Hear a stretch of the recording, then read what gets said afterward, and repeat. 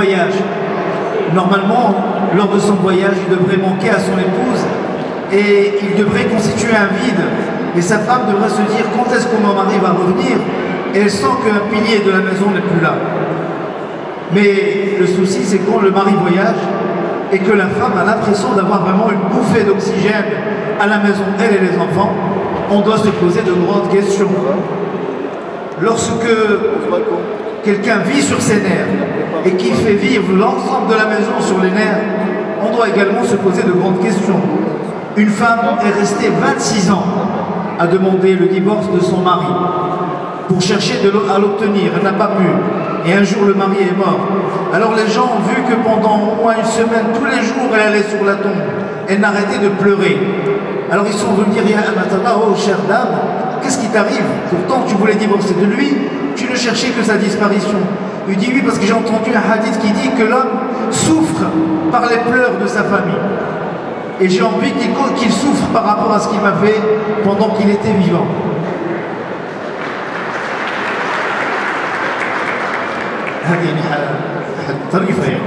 C'est une blague, bien entendu. وقد تكون حقيقة. لا أتمنى أن تكون حقيقة، لا أتمنى. هذا يحدث في مؤتمرات غير مؤتمر البرجية، يعني في مؤتمرات في عالم آخر، يعني فيما وراء البحار. أنا أريد أن أقول إن ارتقاء المسلم حضاريا نتيجة العبادات ونتيجة المعاملات أيضا أن يأخذ من القوم الذي يعيش بينهم الصفات الجميلة الحسنة. أنتم تعيشون هنا في فرنسا، في أوروبا، القوم يقدرون الوقت، فإذا أعطاك أحدهم موعدا للساعة 9 كانت الساعة 9. ونحن في مؤتمراتنا بفضل الله ينزل في الجدول أن الشيخ عمر مثلا محاضرته الساعة 10، لم يكن في أي يوم ولا في أي لحظة هل صباحا هل مساء، لا داعي أن الشيخ عمر يفعل على النص الساعة 10 أو الساعة 1 ظهرا، الساعة 4، وبعدين يقول لك خليها على الله، يا راجل وسع صدرك، كبر دماغك، مع دماغي لا يكبر أكبر من هذا، أنا جمجمة يعني لا أستطيع أن أكبره. فهنا نتعلم من القوم دقة المواعيد، والإسلام هو الذي وضح للعالم كله دقة المواعيد. فلا يجوز أن أصلي المغرب في الظهيرة، ولا يجوز أن أصلي الظهر في وسط الليل، ولا يجوز أن أصوم رمضان في شهر شوال، ولا يجوز أن أقف في عرفة في آخر ذي الحجة أو في شوال، وإنما هي مواقيت في كل وقت، وقيمة الوقت مهمة جدا في الإسلام. فعندما جئنا إلى هنا ورأينا أن القوم يحترمون الأوقات، وجب علينا أن نحترم الأوقات.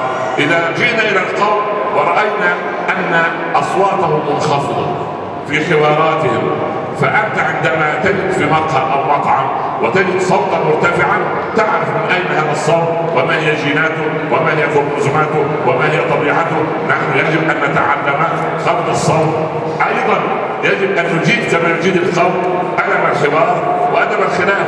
يدخل هنا على مقعد الرئاسة متنافسان أو أكثر، فإذا وصل أحدهما صافحه الآخر، وكان ترسم في الآلة بعد ذلك يخدم الدولة ويخدم البلد. يجب أن نكون نحن كهذا سواء في مراكزنا الإسلامية أو في مؤتمراتنا، وعندئذ نكون فعلا فاعلين واستفدنا من القوم مثل هذه الأمور. جئنا إلى هنا وجدنا أن القوم يحبون العمل ويلتزمون به ويدققون في مواعيده ويخلصون، وأنت ودينك الإسلام الله عز وجل يقول لك على لسان رسوله في القرآن: وقل اعملوا فسيرى الله عملكم ورسوله والمؤمنون ثم تردون إلى عالم الغيب والشهادة فينبئكم بما كنتم تعملون. إذا كلام ربنا الحث على العمل والحث على الإخلاص في العمل والحث على دقة العمل. ولذلك رأينا رجلا عظيما كأبي حنيفة رضي الله عنه ذهب إليه رجل يشكو أن الذي يعمل عنده يعطيه 5 دراهم في اليوم ولا تكفيه.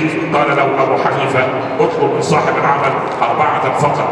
تعجب الحاضرون وتعجب الرجل، وذهب ليطلب من صاحب العمل أن يخفض أجره، وهذا هو الموظف الوحيد في التاريخ من قبل ومن بعد الذي طلب بتخفيض اجره فاعطاه 4. جاء بعد مده اصبح 4 لا تكفيه. قال له ابو حنيفه اطلب منه ان يعطيك 3. فتعجب الناس. ذهب الرجل الى صاحب العمل وطلب منه ان يعطيه 3. فرح صاحب العمل بهذا الموظف المثالي الغريب واعطاه 3. جاء بعد مده ليشكر ابا حنيفه لان 3 اصبحت تكفيه. فتعجب الناس وسالوا الامام الاعظم فقال رضي الله عنه عمله كان لا يساوي الا دراهم 3. فلما اخذ 5 اصبح الدارهم الرابع والخامس حرام. جمع الحرام على الحلال ليكثره. دخل الحرام على الحلال فبعثره. فلما اكتفى ب3 التي تساوي عمله بارك الله له في 3 واصبح التكفير بفضل الله عز وجل. هذا هو روح الاسلام وصدق الاسلام وسماحه الاسلام. Nous sommes avec un peuple qui respecte les rendez-vous, qui respecte le temps, qui respecte les engagements. Et nous devons, nous, par rapport à notre éthique, qui rappelle la même chose, essayer d'être à ce niveau-là. Nos prières se font en un temps bien déterminé et un horaire bien déterminé. Je ne peux pas prier al-Maghrib à l'heure ni l'inverse.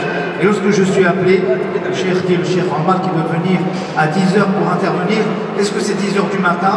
Est-ce que c'est 10h du soir? À telle heure, etc. Et puis les frères me disent oui, mais c'est pas grave, on va essayer de s'adapter.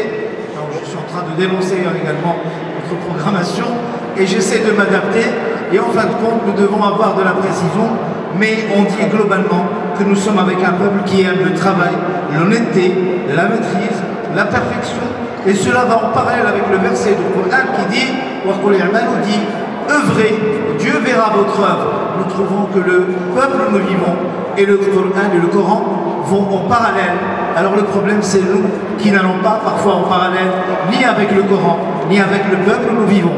L'imam Abu Hanifa ici, un homme qui vient se plaindre et dire que sa paye ne lui suffit pas et qu'il devrait demander plus. L'imam Abu Hanifa lui dit combien tu touches? Il lui dit je touche 5 nananir. Il dit demande-en 4, ça va te suffire. Il travaille et il revient encore se plaindre. Il dit mais c'est la première fois dans l'histoire qu'un salarié demande à être dévalorisé ou à être dégradé au niveau de son salaire. Il revient encore une fois se plaindre. L'imam Abu Hanifa il dit ça ne suffit pas, demande 3 maintenant. Alors le patron est vraiment étonné et le patron est même heureux de lui réduire son salaire vers 3 au lieu de 4. Et il revient vers Abu Hanifa lui dire maintenant ça me suffit, c'est extraordinaire. Il dit parce que le salaire que tu touchais n'était pas équivalent à l'effort que tu fournissais, donc le salaire était élevé car il n'y avait pas de baraka dedans parce que tu touchais ce que tu ne méritais pas.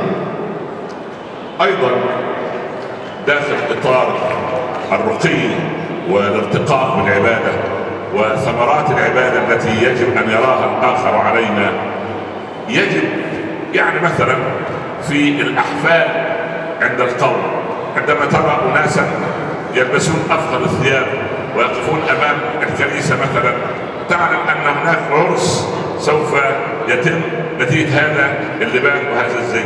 هذه سمات القوم او اعراف القوم. انت ايضا يوم الجمعه عندما تذهب الى الصلاه لماذا لا تلبس افخر الثياب وتضع اجمل العطور وتتزين باجمل الزي؟ عندما ناتي الى مثل هذا المؤتمر لماذا لا يتزين الانسان منا كان هذا، يعني عندما تسال ما هذا الجمع امام الكنيسه او امام المعبد تقول هذا عرس فلان او عرس فلان. ايضا انا كنت اتمنى ان الناس اذا مروا امام يعني حدود البرجيه وهذه المنطقه ويرون هؤلاء الرجال يلبسون الازياء الطيبه والاخوات يلبسون الحجاب الجميل، ما هذا؟ هذا عرس الاسلام السنوي او عرس المسلمين في اوروبا السنوي او اتحاد المنظمات الاسلاميه. فالمسلم سبحان الله يتدين بهذا الزي ويضع هذه الروائح. كان حبيبنا صلى الله عليه وسلم اذا سار في طريق وتركه ومر الصحابه من بعده علموا ان الرسول قد مر من هذا المكان من اثر الرائحه الطيبه التي تركها في المكان. وكان صلى الله عليه وسلم كما قالت السير ما وضع ذبابه على جسده قط، وكان اذا مسح على رأس صبي ظلت الرائحة الزكية على رأس هذا الصبي وفي شعره أسبوعا كاملا حتى لو اغتسل كل يوم، وكان ثوبه نظيفا وحسنا، وكان أبو بكر يقول يا رسول الله إن الرجل منا يحب أن يكون ثوبه حسنا ونعله حسنا. أبو بكر يسأل في بيئة صحراوية لا يجوز أن يكون أعزكم الله الحذاء أو النعل يعني حسن في لمعة وليست عليه أتربة، دليل على نظافة الداخل ونظافة الخارج، نظافة الكلام، الكلمة النظيفة، النظرة الطيبة، الاستماع الراقي، الخطوة الطيبة، الجلسة الجميلة. هذه هي عظمة ديننا وارتقاؤنا بعبادتنا. Je voudrais que lorsque les gens, de la même façon, passent devant une église ou devant l'endroit et qu'ils voient un beau mariage, ils s'arrêtent et puis ils regardent, ils observent et ils sont émerveillés. Je voudrais que les gens passent devant notre rencontre ici au Bourget et qu'ils s'arrêtent et qu'ils observent et qu'ils regardent et qu'ils soient émerveillés et qu'ils disent ça c'est la fête des musulmans. En France, en effet, nous devons marquer notre espace par ce comportement. Nous devons également voir dans le comportement de notre prophète alayhi salatu wassalam comment il s'habillait, comment il était élégant, comment il était parfumé, comment il passait devant un enfant parfois, il passait juste sa main sur sa tête et l'odeur du parfum restait, ou d'un